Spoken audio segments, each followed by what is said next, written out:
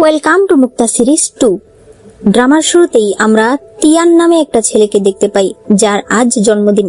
তার স্ত্রী ইভা তার জন্য কেক বানিয়ে নিয়ে এসেছে। এটা তিয়ানের বান্ধবী লি। লি বলে, চলো আমরা ট্রুথ এন্ড ডেয়ার গেম খেলি। এরপরেই তারা একটানা গেম খেলতে থাকে, হাসি ঠাট্টা করতে থাকে, আর ইভা একা একাই বসে থাকে। একটু পর লি বলে, আমি ওর সবকিছু দেখেছি, এতটুকু সাইজ থেকে এখন পর্যন্ত আমার ওর সবকিছুই দেখা। ইভা রেগে গিয়ে বলে, তিয়ান, তোমাদের মধ্যে আসলে কি সম্পর্ক চলছে? লি বলে, আমি ভুলে গিয়েছিলাম, তোমাদের মতো মেয়েরা তো আবার এইসব জিনিস নিয়ে জেলাস হয়ে যাও।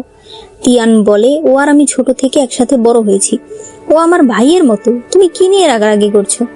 ইভা তাকে একটা থাপ্পড় মারে। লি কিছু বলতে চাইলে সে তাকেও একটা থাপ্পড় মারে। এরপর সে তিয়ানের কাছে ডিভোর্স চায়। সকল মেহমানরা তখন বাইরে চলে যায়। তিয়ান তাকে নিয়ে উপরে আসে আর লিয়ের কাছে ক্ষমা চাইতে বলে। ইভা না করে দিলে সে তাকে ধরে মারতে শুরু করে আর বলে, আজকে তোমাকে ক্ষমা চাইতেই হবে। এই নিয়ে তাদের মধ্যে মারামারি লেগে যায়। ওই সময় সুযোগ বুঝে লি তাকে উপর থেকে ফেলে দেয়। ইভার মুখ দিয়ে রক্ত বেরিয়ে আসে। এরপরেই সবকিছু আবার অতীতে ফিরে আসে। ইভা দেখতে পায় সে তিয়ানের জন্য কেক বানাচ্ছে। তখন একটা সিস্টেম বলে, ম্যাডাম, আগামী 1 মাসের মধ্যে আপনাকে 100 দুঃখের পয়েন্টস জোগাড় করতে হবে, তাহলেই আপনি বাঁচতে পারবেন, নয়তো আপনি সত্যি সত্যি মারা যাবেন। তখনই লি সেখানে আসে আর বলে, তিয়ানের জন্য কেক বানাচ্ছ? ওই সময় তিয়ান সেখানে এসে বলে, তুমি আবার ভুল বুঝো না, লি কোনো জামা আনেনি তো, তাই আমি ওকে একটা আমার শার্ট দিয়েছি।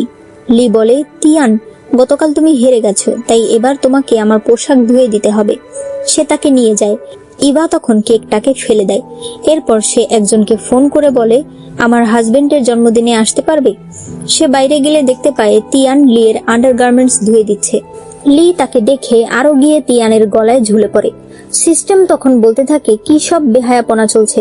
ম্যাডাম, আপনার কি একটুও খারাপ লাগছে না? আমি তো আপনার কোনো দুঃখ দেখতে পারছি না। ইভা বলে, কারণ এইবার আমি আগুন দিয়ে আগুন নেভাবো। এরপর রাতের বেলা বার্থডে পার্টি দেখানো হয়। সবাই বলতে থাকে, ভাবি কোথায়? লি বলে, কোথায় আর যাবে, হয়তো গিফট কিনতে গেছে। এইসব মেয়েদের মাথায় ভালোবাসা ছাড়া আর কিছু চলে? তখনই উপর থেকে ইভা আর আরেকটা ছেলে নেমে আসে। ইভা বলে, আমার আসতে একটু দেরি হলো, পরিচয় করিয়ে দেই, এটা আমার বেস্ট ফ্রেন্ড ইয়ান। তিয়ানের তাকে দেখেই মেজাজটা খারাপ হয়ে যায়। এরপর তারা সবাই বসলে একটা মেয়ে বলে, চলো আমরা সবাই ট্রুথ আর ডেয়ার গেম খেলি। আমি শুরু করি। আমরা একজনের সিক্রেট বলবো। আমার বয়ফ্রেন্ডের আগের গার্লফ্রেন্ড তার বন্ধুর সঙ্গে পালিয়ে গেছে। লি বলে, এটা একটা সিক্রেট হলো? আমি বলছি, আমি ওর শরীরের সব জায়গা দেখেছি, এই সাইজ থেকে শুরু করে এখন পর্যন্ত সবই আমার দেখা। তখন ইয়ান উঠে বলে, এটা একটা সিক্রেট হলো? আমি তো একটু আগে ইবার মাপ নিলাম, ওর বডির মাপ এখনো হাই স্কুলের মতোই আছে। এটা শুনে তিয়ান একটা ওয়াইনের গ্লাস ভেঙে ফেলে। সিস্টেম বলে, ম্যাডাম, আপনার হাজবেন্ডের দুঃখের 5 পয়েন্ট কেটে নেওয়া হয়েছে। তিয়ান বলতে থাকে, মানে কি ইভা, ও তোমার শরীর মেপেছে? ইভা বলে, তুমি কিভাবে কথা বলছো? ও একজন ডিজাইনার, আমার জন্য পোশাক বানাবে, তাই আমার মাপ নিয়েছে। লি বলে, আমি তোমাকে আগেই বলেছিলাম, এই ধরনের মেয়েকে একটু চোখে চোখে রাখো, এরা ছেলেদের প্রতি খুব দুর্বল হয়। ইভা বলে, তুমিও তো সারাদিন তোমার বন্ধুর সঙ্গে ঘুরো, আমি আমার বান্ধবীর সঙ্গে ঘুরলে কি সমস্যা? তিয়ান বলে, কিসের বান্ধবী, ও একটা পুরুষ। ইভা বলে, এটা কি ধরনের কথা? তোমার বন্ধুও তো একটা মেয়ে, তুমি এখনই ইয়ানের কাছে ক্ষমা চাও। তিয়ান বলে, তুমি আমাকে বলছো ওর কাছে ক্ষমা চাইতে? ইভা মনে মনে ভাবছিল, তুমি যখন শুধু শুধু আমাকে নিয়ে তোমার বন্ধুর কাছে ক্ষমা চাও, তখন কিছু হয় না? ইভা বলে, ছেলেটা মাত্র বিদেশ থেকে এসেছে, বিশ্রাম না নিয়ে সরাসরি তোমার জন্মদিনে এসেছে, তুমি উল্টো একটা ওয়াইনের গ্লাস ভেঙেছো, ওয়াইন পরে ওর জামাটাও নষ্ট হয়ে গেছে, তোমার কি ওকে সরি বলা উচিত না? ইয়ান বলে, বাদ দাও আপু, ভাইয়ার মনে হয় আমাকে পছন্দ না। তিয়ান তার গলা ধরে বলতে থাকে, কে তোর ভাইয়া? ইভা রেগে বলে, তোমার যেহেতু ওকে এতই অপছন্দ, তাহলে তোমরা বন্ধুরা মিলে আনন্দ করো আর আমরা বান্ধবীরা বাইরে থেকে ঘুরে আসি। এরপর সে তাকে নিয়ে বাইরে চলে আসে। এরপর তারা দুজন একটা হোটেলে আসে, যেখানে ইয়ান এখন থেকে থাকবে। ইভা তাকে ধন্যবাদ জানায় একটা ফোন কলেই চলে আসার জন্য। ইয়ান বলে, তুমি নিজে থেকে আমাকে ফোন করেছো, আমি কিভাবে না আসতে পারি? ইভা মনে মনে ভাবতে থাকে, সত্যি কথা, তিয়ানের আমার অন্য ছেলেদের সঙ্গে মেশা পছন্দ না, তাই আমি আমার সকল বন্ধুদের সঙ্গে যোগাযোগ বন্ধ করে দিয়েছি। এমনকি আমার ছোটবেলার বন্ধু ইয়ানের সঙ্গেও আমি কোনো যোগাযোগ রাখতাম না। তার মনে পড়ে তিয়ান সবসময় লিকে বাড়িতে এনে রাখে। লি তিয়ানের পোশাক পরে সামনে সামনে ঘুরতে থাকে। বর্তমানে ইয়ান বলে, তুমি যদি ওর সঙ্গে খুশি না থাকো তাহলে ওকে ছেড়ে দাও, জীবন নষ্ট করার কি দরকার? ইভা বলে, হ্যাঁ, ওকে ছেড়ে দেবো, তবে এখন না, কয়দিন পরে। সে মনে মনে বলছিল, যে কষ্ট আমি পেয়েছি তার ডাবল আমাকে তিয়ানকে ফিরিয়ে দিতে হবে। তিয়ান একা বসেছিল, তখন ইভা সেখানে আসে। তিয়ান বলে, তোমার মনে আছে তোমার বাড়ি আছে? আমি তো ভেবেছিলাম আজ তুমি ওর সঙ্গেই থেকে যাবে। ইভা বলে, এভাবে কেন কথা বলছো? দোষ তো তোমারই। ছেলেটা বিদেশ থেকে এসেছে তোমার জন্মদিনের জন্য, তুমি ওর সঙ্গে এভাবে ব্যবহার করতে পারো বলো? তবে থাক, এই নিয়ে আর কথা বলো না। আমি তোমার জন্য জন্মদিনের উপহার এনেছি। উপহার ছিল এক জোড়া কাফলিংক। তিয়ানের মনে পড়ে একটু আগে সে যখন ইভাকে এসএমএস করছিল যে তুমি কখন বাড়িতে আসবে, তখন সে ইয়ানের সোশ্যাল মিডিয়ায় ইয়ানের একটা পোস্ট দেখতে পায়, যেখানে সে একটা ছবি তুলে লিখেছে, আমার বান্ধবী আমাকে কোট গিফট করেছে, তবে এর সাথে একজোড়া কাফলিংক ফ্রি আছে। এটা আমার পছন্দ হয়নি, তোমাদের মধ্যে কেউ নেবে? বর্তমানে তিয়ান বলতে থাকে, ইয়ানের সোশ্যাল মিডিয়ায় আমি এটা দেখেছি, তুমি ফ্রি গিফট আমার জন্য নিয়ে এসেছো। ইভা মনে মনে বলতে থাকে, তুমিও তো করতে। তখন দেখানো হয় সে একদিন তাকে একটা উপহার দেয়। ইভা দেখতে পায় এটা আসলে লিকে দেওয়া উপহারের একটা ফ্রি গিফট। তিয়ান বলে, ওরকম রংচটা জিনিস তোমাকে ভালো লাগবে বলো, তাই তোমার জন্য এটা নিয়ে এসেছি। বর্তমানে ইভা বলে, আরে না, আমি খুশি হয়ে তোমার জন্য কাফলিংক গুলো নিয়ে এসেছি, কারণ এগুলো তোমাকে মানাবে। ওর বয়স কম, রংচঙা পোশাক ওকে ভালো লাগবে, তাই কোটটা আমি ওকে কিনে দিয়েছি। আমি অনেক ক্লান্ত, তাই ঘরে চলে যাচ্ছি। তখন আবারও তার দুঃখের পয়েন্টস কেটে নেওয়া হয়। ইভা সিস্টেমকে জিজ্ঞেস করে, কত হলো? সিস্টেম বলে 30। ইভা বলে, মনে হচ্ছে আমাকে বড় কিছু করতে হবে। এরপর পরদিন সিস্টেম বলতে থাকে, আপনার হাজবেন্ড তো বাড়িতেই আসছে না, তাহলে আপনি কিভাবে তার কাছ থেকে পয়েন্টস নেবেন? ইভা বলে, আমাকে বলো সে কোথায় আছে, সে না আসলে আমি তার কাছে যাব। একটু পর দেখা যায় তিয়ান শপিং মলে লিকে একটা পোশাক পরিয়েছে। সে বলছিল, এই পোশাকটা তোমার গায়ে খুব সুন্দর লাগছে। তখনই ইভা সেখানে আসলে লি তিয়ানকে তার জামার জিপ লাগিয়ে দিতে বলে। ইভা সেখানে এসে বলে, আমার যতদূর মনে আছে এই জামাটা তো আমার। তিয়ান বলে, আমি জানি এটা তুমি বানাতে দিয়েছিলে, তবে আজ লি আমাদের সঙ্গে অ্যানুয়াল ফাংশনে যাচ্ছে, পরার মতো ওর একটা পোশাকও নেই। ওর এই জামাটা পছন্দ হয়েছে, তাই আমি ওকে এটা দিলাম। লি বলতে থাকে, আমি তোমাকে বলেছিলাম আমাকে জামাটা দিও না, এমনিতেও আমার মেয়েদের জিনিস পছন্দ না, এখন যদি ভাবি তোমার উপর রাগ করে। তিয়ান বলে, ইভা তোমার কি পোশাকের অভাব আছে? এই একটা জিনিস নিয়েও এত ঝামেলা করার কোনো প্রয়োজন আছে? ইভা বলে, না, এটা খোলো না, তোমার গায়ে অনেক সুন্দর লাগছে। তখনই ইয়ান সেখানে আসে। সে বলতে থাকে, দেখো তো জামাটা আমার গায়ে ঠিক মতো লেগেছে কিনা। সিস্টেম বলে, ম্যাডাম এই পোশাকটা তো আপনি আপনার হাজবেন্ডের জন্য বানাতে দিয়েছিলেন। ইভা বলে, তোমাকে এটাতে খুব সুন্দর লাগছে। এরপর সে একটা ঘড়ি বের করতে থাকলে তিয়ানের মনে পড়ে বিয়ের দিন ইভা তাকে এই ঘড়িটা উপহার দিয়েছিল। সে বলে, এই পোশাক ওর গায়ে কেন? এটা তো তুমি আমার জন্য বানাতে দিয়েছিলে। ইভা বলে, ওই দিন তুমি ওর পোশাক নষ্ট করে ফেলেছো। সরি তো বলনি, তোমার স্ত্রী হিসেবে আমার কি ওকে একটা পোশাক দেওয়া উচিত না? তিয়ান বলে, তাহলে ঘড়ি? তুমি ভুলে গেছো এটা তোমার দেওয়া বিয়ের উপহার? সে বলে, না ভুলিনি, তবে আমার মনে হলো এই কোটের সঙ্গে এই ঘড়িটা খুব সুন্দর মানাবে, তুমি তো পরো না, তাই ওকে দিয়ে দিলাম। তখন আবারও তার দুঃখের পয়েন্টস কেটে নেওয়া হয়। ইভা মনে মনে বলতে থাকে, এটাই তুমি সহ্য করতে পারছো না, আর তুমি আমার মায়ের জিনিস লিকে দিয়ে দিয়েছিলে। তখন দেখানো হয় একদিন লি আর তিয়ান সোফার উপর ছিল। ইভা এসে বলে, তুমি আমার মায়ের ব্রেসলেট ওকে দিয়েছো? তিয়ান বলে, দিয়েছি তো কি হয়েছে, তুমি তো আর এটা পরো না। লি সেটা খুলে তার হাতে না দিয়ে ভেঙে ফেলে। তবুও তিয়ান তার রাগ ভাঙানোর জন্যই যায়। ইভা ইয়ানকে বলে, চলো আমরা একটা রেস্টুরেন্টে যাই, তোমরা বন্ধুরাও আমাদের সঙ্গে আসতে পারো। এখানে লি তিয়ানের প্লেটে একটা খাবার দিলে ইয়ান ইভাকে একটা দেয়। ইভা তখন তাকে নিজের হাতে খাইয়ে দিতে শুরু করে। তিয়ানের এইসব একদম সহ্য হচ্ছিল না। লি তখন মনে মনে বলতে থাকে, ইভা তুমি এবার ভালোই চালাকি করছো। এরপর ইভা যখন ওয়াশরুমে ছিল তখন লি সেখানে আসে। সে বলে, তুমি ভেবো না এইসব ছোট ছোট জিনিস করে তুমি তিয়ানকে আমার কাছ থেকে কেড়ে নিতে পারবে, ওর কাছে সব সময় আমি উপরে থাকবো। ইভা বলে, তাহলে ও তোমাকে বিয়ে করলো না কেন? নাকি ওর বউ হওয়ার যোগ্যতা তোমার নেই? এখনই সহ্য করতে পারছো না, আরো তো দিন পরেই আছে। এরপর সে চলে যায়। গাড়িতে তিয়ান বলতে থাকে, ইভা তুমি দয়া করে ইয়ানের সঙ্গে মেলামেশা বন্ধ করবে, আমি এগুলো সহ্য করতে পারছি না। ইভার মনে পড়ে সেও একদিন এই কথাটা বলেছিল। তবে তখন তিয়ান তাকে ধাক্কা দিয়ে বলে, তুমি আবার শুরু হয়ে গেছো, ও তোমার কি করেছে? বর্তমানে ইভা বলে, তুমি আবার শুরু করেছো? আমি বুঝতে পারছি না ইয়ান তোমার কি ক্ষতি করেছে। আমি তোমাকে বিয়ে করেছি, তোমার কাছে বিক্রি হয়ে যায়নি। আমি কার সঙ্গে মিশবো, কি করব সেটাও তোমাকে কৈফিয়ত দিতে হবে। তিয়ান বলে, যেদিন থেকে ও এসেছে সেদিন থেকে তুমি আমাকে কিরকম ইগনোর করছো তুমি বুঝতে পারছো? আমি এগুলো আর সহ্য করতে পারছি না। ইভা বলে, আমি কি করেছি? ও আমার ছোটবেলার বন্ধু, এতদিন পর বিদেশ থেকে এসেছে, আমি ওকে একটু সময় দেব না? তিয়ান রাগে গাড়ি থেকে নেমে যায়। ইভা বলতে থাকে, এখনই সহ্য হচ্ছে না, বাকি দিনগুলো কিভাবে সহ্য করবে? এরপর তারা অ্যানুয়াল ফাংশনে আসে। লি ইভার কাছে এসে বলে, আজ অনুষ্ঠানেও তিয়ান আমাকে নিয়ে এসেছে, তুমি বলো তো তুমি কয়দিন ওর স্ত্রী হয়ে থাকতে পারবে? ইভা বলে, আমি কয়দিন থাকতে পারবো জানি না, তবে তুমি এই জীবনেও হতে পারবে না।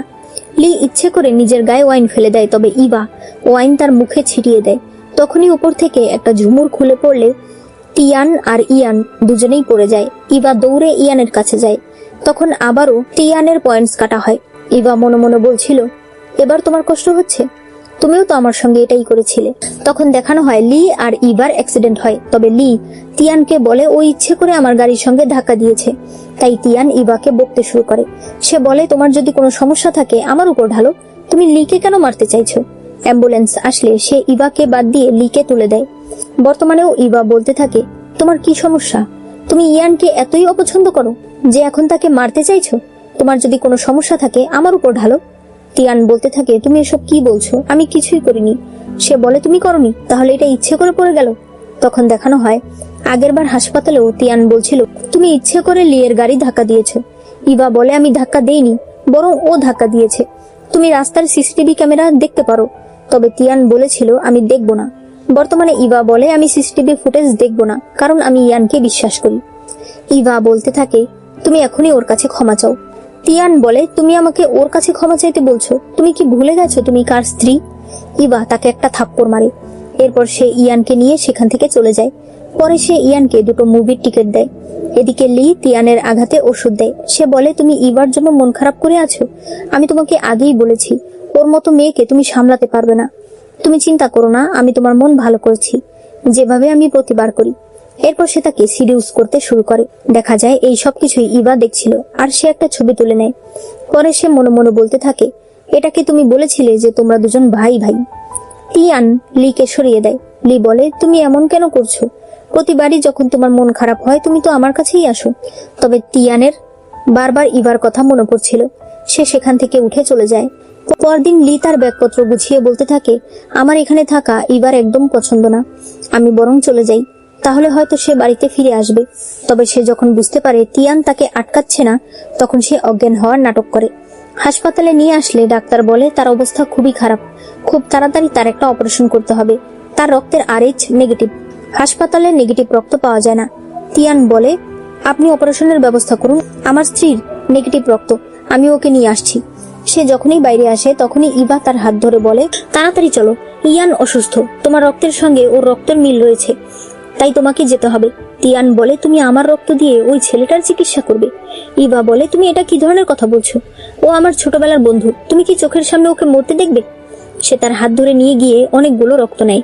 তখনই ইয়ান সেখানে আসে। তিয়ান বলে, তুমি না বলেছিলে ও অনেক অসুস্থ? ইয়ান বলে, আমি তো ওকে মিথ্যা বলেছিলাম, একটা প্র্যাঙ্ক করেছি। তুমি কি সত্যি সত্যি রক্ত দিয়েছো নাকি? এত ছোট একটা বিষয় নিয়ে তুমি আবার রাগ করো না। দেখা যায় আগেরবার তিয়ান লিয়ের জন্য বারবার ইভার শরীর থেকে রক্ত নিয়েছে। বর্তমানে তিয়ান রেগে গেলে ইভা বলে, এত ছোট একটা বিষয় নিয়ে রাগ কেন করছো? একটু রক্তই তো দিয়েছো, মরে তো আর যাওনি। সে ইয়ানকে নিয়ে সেখান থেকে চলে যায়। তিয়ান লিয়ের কাছে ফিরে আসলে আড়াল থেকে শুনতে পায় লি ডাক্তারকে বলছে, আমি শুধুমাত্র আপনাকে একটু নাটক করতে বলেছি, এখন ও যদি ফিরে না আসে আমি আপনাকে 1 টাকাও দেব না। এই কথা শুনে তিয়ান প্রচন্ড রেগে যায়। সে বলে, তুমি এই বিষয় নিয়ে আমার সঙ্গে নাটক করেছো? তার মানে আগেরবারও যখন তোমার জন্য আমি ইভাকে রক্ত দিতে বাধ্য করেছিলাম সেটাও তোমার নাটক ছিল? সে বলে, না, ওইবার সত্যিই আমি অসুস্থ ছিলাম, এটা শুধুমাত্র আমি একটু নাটক করেছি যাতে ভাবি তোমার কাছে ফিরে আসে। তিয়ান তাকে ক্ষমা করে দেয়। তবে এরপর সে অসুস্থ হয়ে পড়ে। সে লিকে বলে, আমাকে বাড়িতে নিয়ে চলো, ইভা যদি জানতে পারে আমি অসুস্থ তাহলে ও অবশ্যই আমার সেবা করবে।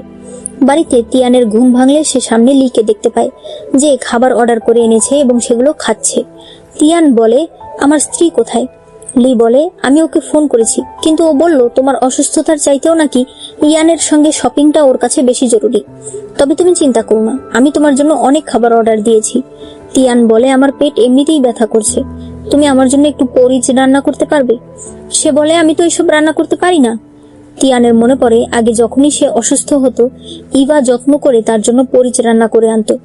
তখনই সে দেখতে পায় ইভা আর ইয়ান ফিরে এসেছে। সে বলে, তোমার শপিং হয়েছে? তাহলে তোমার বাড়ির কথা মনে পড়েছে? ইভা বলে, আমি রান্না করতে এসেছি।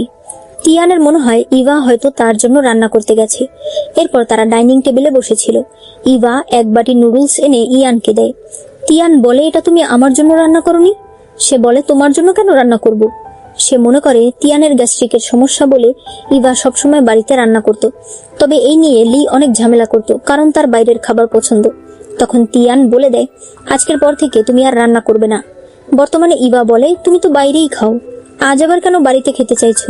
তুমি কি এখনো খাওনি? লি বলে, অসুবিধা নেই তিয়ান, আমি তোমার জন্য অনেক খাবার অর্ডার করেছি। তবে ভাবি, এটা কিন্তু তুমি একদম ঠিক করনি। রান্না যখন করেছো তাহলে একটু বেশি করতে। ইভা বলে, ইয়ান বাইরের খাবার খেতে পারে না, তাই ও বাইরে কিছুই খায়নি, এজন্য আমি তাড়াতাড়ি এসে ওর জন্য রান্না করলাম। ইয়ান বলে, আমার তোমার হাতের রান্না খুব পছন্দ। তিয়ান ইভাকে ধরে বলে, আমি অসুস্থ। ইভা বলে, হায় হায়, তুমি কবে থেকে অসুস্থ? তুমি আমাদের থেকে দূরে থাকো, তোমার রোগ ইয়ানের উপর ছড়িয়ে যেতে পারে। তিয়ান রেগে নুডলস গুলো নিয়ে বলে, এটা আমার বাড়ি, আমার বাড়িতে বসে কিসের খাওয়া হচ্ছে? ইভা তাকে একটা থাপ্পড় মারে। সে বলে, ও এই বাড়ির অতিথি, তোমার এটা কি ধরনের ব্যবহার? তিয়ান বলে, এটা আমাদের বাড়ি, এখানে তুমি একটা বাইরের মানুষ তুলেছো, আবার আমাকে ধরে মারছো। ইভা বলে, তুমিও তো কবে একটা বাইরের মানুষ এনে তুলেছো। তিয়ান বলে, ও বাইরের মানুষ নাকি? ও আমার বন্ধু। ইভা বলে, ও তো আমার বান্ধবী, তুমি কেন এটা নিয়ে ঝামেলা করছো? লি বলে, আমি বুঝতে পেরেছি তিয়ান, আমি বরং তোমার বাড়ি থেকে চলে যাই। তখন ইয়ান কান্না করে বলতে থাকে, ইভা, আমি বরং চলে যাই, আমার জন্য তোমাদের সংসারে ঝামেলা হচ্ছে। ইভা মনে মনে নিজেকে নিজে বলছিল, হাসিস না, হাসিস না। সে তখন তিয়ানকে বলে, তুমি কি ভুলে গেছো, এই বাড়ি কিনতে আমিও সমান টাকা দিয়েছি, তাই বাড়ি থেকে যদি কেউ বেরিয়ে যায় সেটা যাবে তুমি। লি বাড়ি থেকে বেরিয়ে যায়। তিয়ান দরজা পর্যন্ত গিয়ে আবার ফেরত আসতে থাকে। সিস্টেম বলে, ম্যাডাম, আপনার ভণ্ড স্বামী আবার ফিরে আসছে। এটা শুনে ইভা ইয়ানের হাত ধরে বলে, ব্যথা করছে? দাও আমি হাত বুলিয়ে দেই। ইয়ান তাকে দেখিয়ে দেখিয়ে তার কপালে একটা কিস করে। এটা দেখে তিয়ান আর সহ্য করতে পারে না, সে তাকে ধরে মারতে শুরু করে। ইভা রেগে গেলে সে বলে, ও তোমাকে কিস করছে, এটাও তুমি আমাকে সহ্য করতে বলছো? ইভা মনে মনে বলছিল, এটাই সহ্য হচ্ছে না, ভুলে গেছো তুমি কি করতে? ইভা মনে করে একদিন রাতে সে উঠে দেখে তিয়ান বিছানায় নেই। বাইরে গেলে সে শুনতে পায় গোসলখানায় শব্দ হচ্ছে। ভেতরে গেলে দেখা যায় লি গোসল করছে আর তিয়ান তার পিঠ ঘষে দিচ্ছে। লি বলে, তুমি আবার এটা নিয়ে মন খারাপ করো না, আমরা ছোট থেকে একসাথে বড় হয়েছি, একসাথে কত গোসল করেছি, এটা নিয়ে মাইন্ড করার কিছু নেই।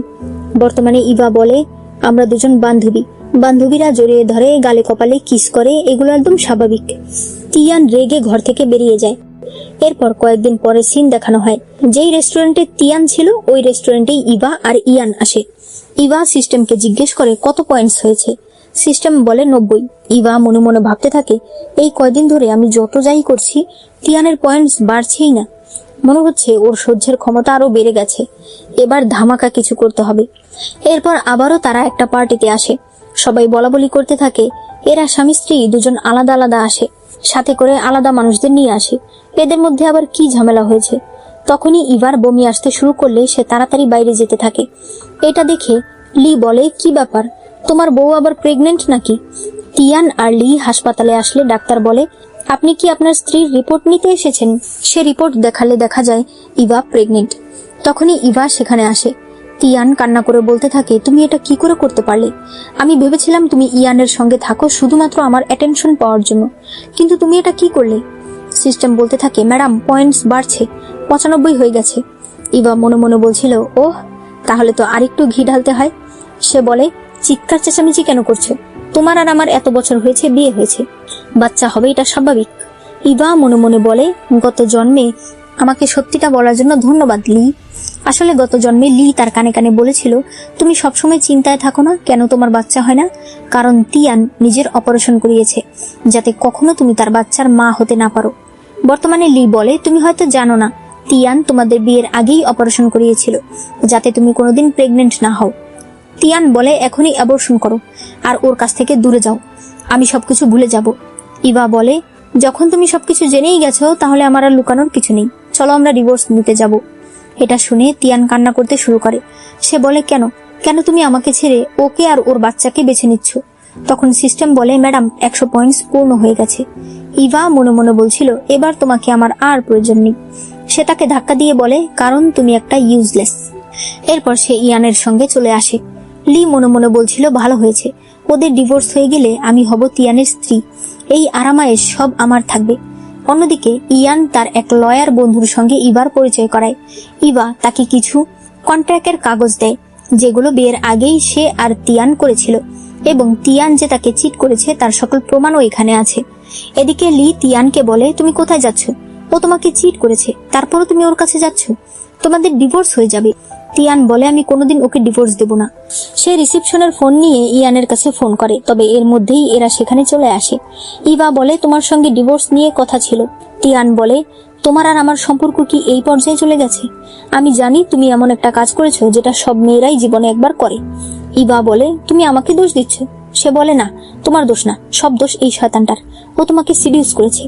তুমি আমার কাছে ফিরে আসো, আমি সবকিছু ভুলে যাব। ইভা বলে, তুমি আমার থেকে দূরে থাকো, তোমাকে দেখলে এখন আমার ঘৃণা লাগে। তিয়ান বলে, তুমি ভেবো না আমি এত সহজে তোমাকে ছেড়ে দেব। এই বলে সে চলে যায়। ইয়ান লিকে বলে, গ্রিন টি, তোমার টাকার ব্যাংক চলে গেছে, তুমি যাচ্ছ না কেন? লি বলে, বেশি গর্ব করো না, একদিন অবশ্যই আমি ওর স্ত্রী হব। ইভা বলে, একটু তাড়াতাড়ি করো। এরপর তারা চলে আসে। বাড়িতে তিয়ান অনেক ড্রিঙ্ক করছিল। লি বলে, একটা মেয়ের জন্য এত ভেঙে পড়ার কি আছে? তোমার তো আমি আছি, তাই না?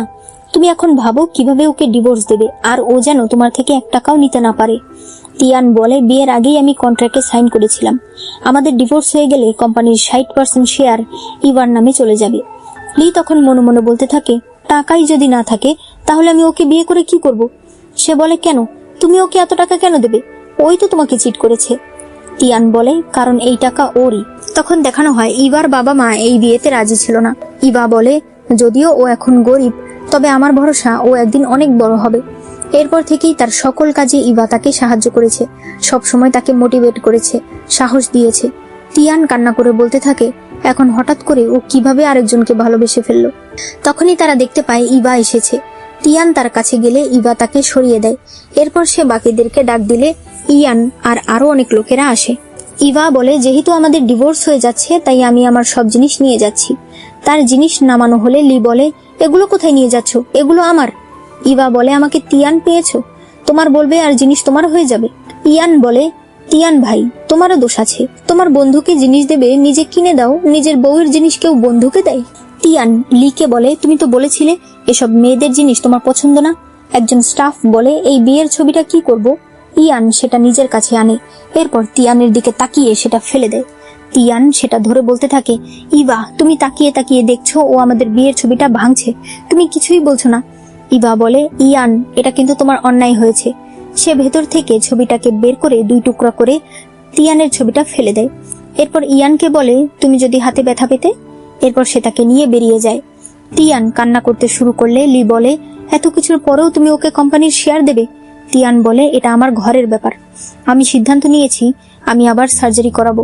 ইভার বাচ্চা অনেক পছন্দ, আমাদের একটা বাচ্চা হলেই ও আমাকে ছেড়ে আর যাবে না। লি বলে, তুমি আমার জন্য সার্জারি করিয়েছিলে, এখন তুমি আবার ঠিক হতে চাইছো? তাহলে আমি তোমার কাছে কে?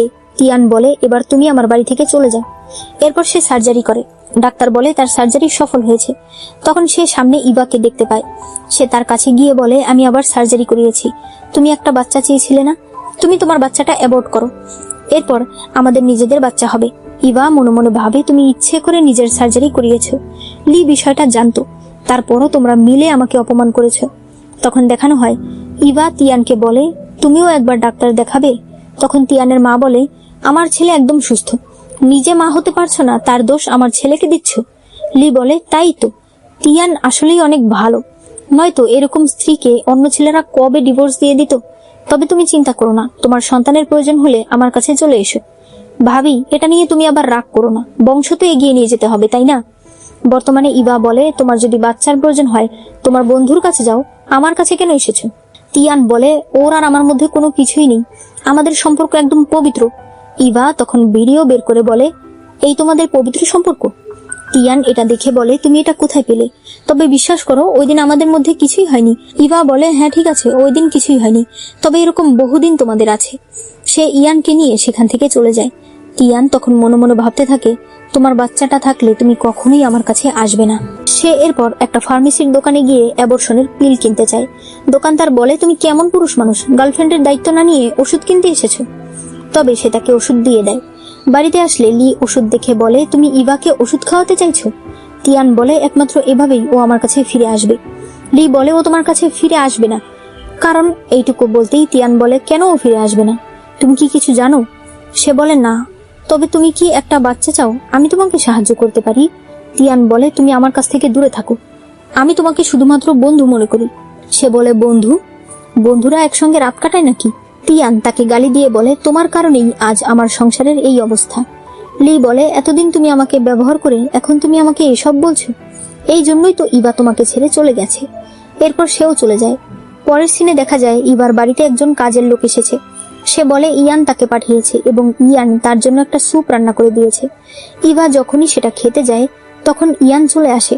সে বলে, তুমি একা একা রান্না করে খাবার খাচ্ছ, আমাকে ডাকলেই তো পারতে।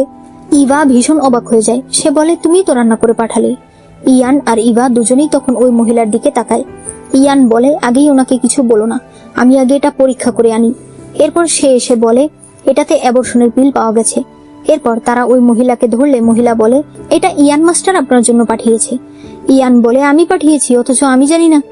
ইভা বলে, আপনি যদি সত্যি কথা না বলেন তাহলে আমি আপনাকে পুলিশে দিচ্ছি।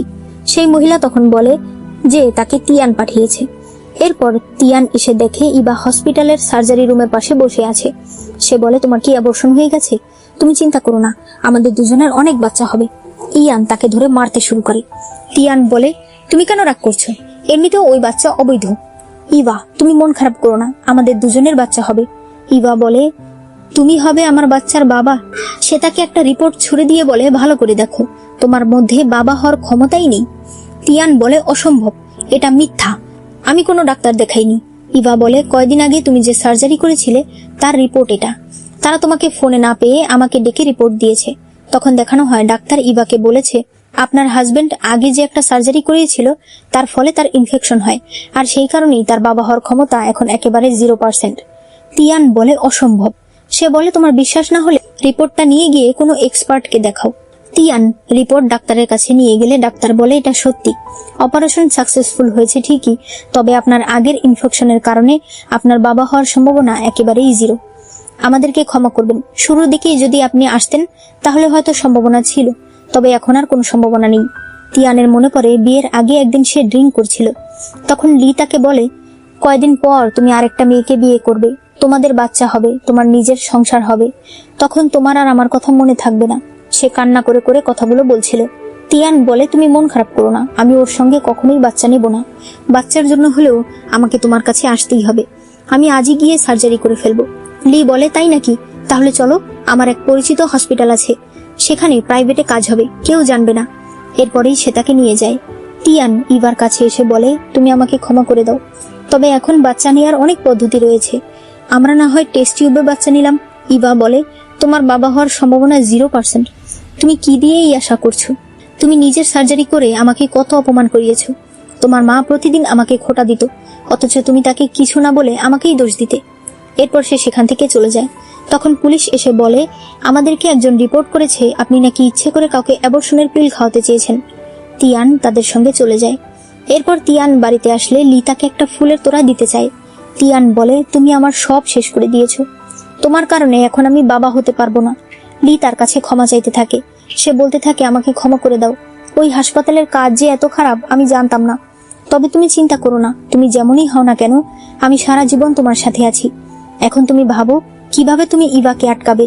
ও তোমার কোম্পানির 60% নিয়ে যাবে, ও ভবিষ্যতে অন্য একজনকে বিয়ে করবে, ওর নিজের বাচ্চা হবে, কিন্তু তোমার কাছে কিছুই থাকবে না। তিয়ান বলে, ঠিক আছে, তাহলে ভালো একজন লয়ার ঠিক করো। এরপর তিয়ান বলতে থাকে, ইভা, তুমি যদি কোম্পানির 60% নিয়েও যাও, তুমি কোম্পানি চালাবে কি করে? তুমি তো কখনোই কোম্পানিতে যাওনি। তোমার পাশের তোমার এই বান্ধবী, এটাকে তুমি বলো ডিজাইনার। কিসের ডিজাইনার? আসলে এটা একটা দর্জি, সে কি এত বড় কোম্পানি চালাতে পারবে? ইভা বলে, তুমি ভুল ভাবছো, আমি কোম্পানি চালাতে যাব কেন? আমি কোম্পানির সব শেয়ার বিক্রি করে দেব, এরপর ওই টাকা দিয়ে সারা জীবন আরামে বসে বসে খাবো।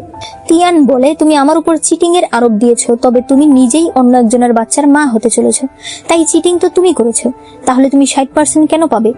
ইভার উকিল বলে, আমার ক্লায়েন্টের রিপোর্টে বলা হয়েছে সে কখনোই প্রেগনেন্ট ছিল না এবং এখনো নেই। তিয়ান বলে, এটা কি করে সম্ভব? ইভা বলে, আমি প্রেগনেন্ট নই। প্রেগনেন্টের রিপোর্ট তুমি কোথায় পেয়েছো সেটা তোমার বন্ধুই ভালো জানে। লি বলে, তার মানে তুমি ইচ্ছে করে করেছো? তখন দেখানো হয় লিকে শুনিয়ে শুনিয়ে ইভা বলছিল, আমার এই মাসের পিরিয়ড হয়নি, আমার ভীষণ ভয় লাগছে। ইয়ান বলে, চলো আমরা একবার হসপিটালে গিয়ে চেক আপ করে আসি। ইভা এরপর কাগজ এগিয়ে দেয় আর বলে, সাইন করে দাও। তুমি যত যাই করো তোমার অপরাধের কথা শুধু বাড়তেই থাকবে। তিয়ান তখন সাইন করে দেয়। চলে যাওয়ার সময় সে বলে, তুমি পস্তাবে। ইভা মনে মনে বলছিল, তোমাকে ছেড়ে দেওয়া আমার সব থেকে ভালো ডিসিশন। এরপর সে মনে করে সে তার বাবা মাকে অনেক বুঝিয়ে তিয়ানকে বিয়ে করেছে, প্রত্যেকটা কাজে তিয়ানকে সাপোর্ট করেছে, নিজের লোকেদেরকে বলে বলে তিয়ানের অফিসে ইনভেস্ট করিয়েছে। এরপর তিয়ান যখন নিজের কোম্পানি খোলে তখন সে 60% ইভার নামে লিখে দেয়। তাদের জীবন খুব ভালোই চলছিল। তবে যেদিন থেকে লি তাদের বাড়িতে এসেছে সেদিন থেকেই সকল অশান্তি শুরু হয়েছে। এদিকে তিয়ান লিকে বলে, মিথ্যা প্রেগনেন্সির রিপোর্ট এনে তুমি আমাকে দেখিয়েছো। তুমি ইচ্ছে করে চেয়েছো যেন আমি আমার স্ত্রীকে ভুল বুঝি। তুমি কি সত্যি আমার বন্ধু না শত্রু?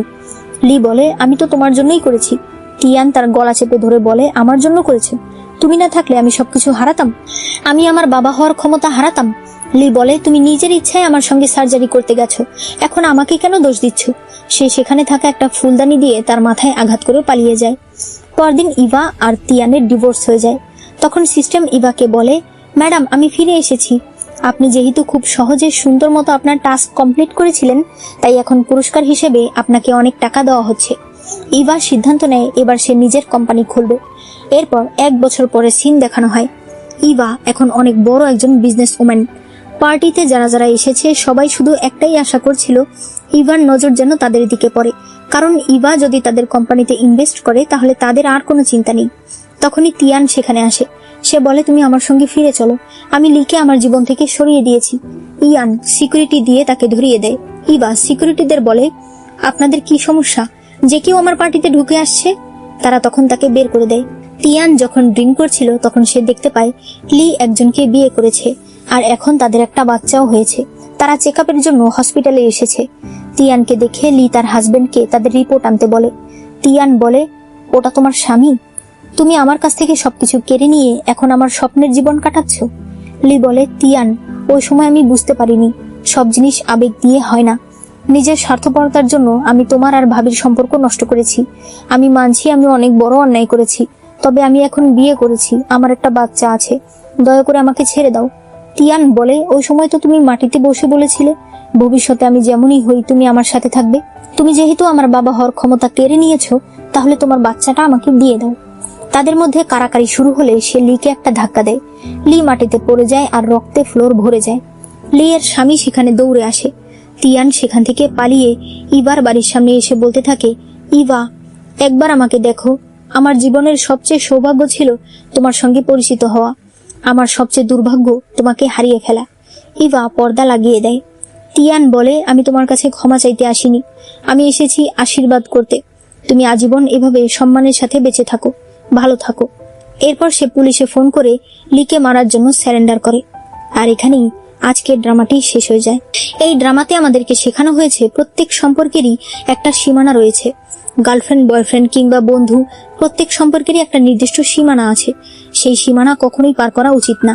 এতে সেই সম্পর্ক তো নষ্ট হয়ই, সাথে আমাদের মূল্যবান সম্পর্কগুলো, মূল্যবান মানুষগুলো আমাদের কাছ থেকে দূরে সরে যায়। তো ভিডিওটি ভালো লেগে থাকলে অবশ্যই একটা লাইক করো, সুন্দর একটা কমেন্ট করে যেও, আর চ্যানেলে প্রথমবার এসে থাকলে অবশ্যই চ্যানেলটাকে সাবস্ক্রাইব করে দিও।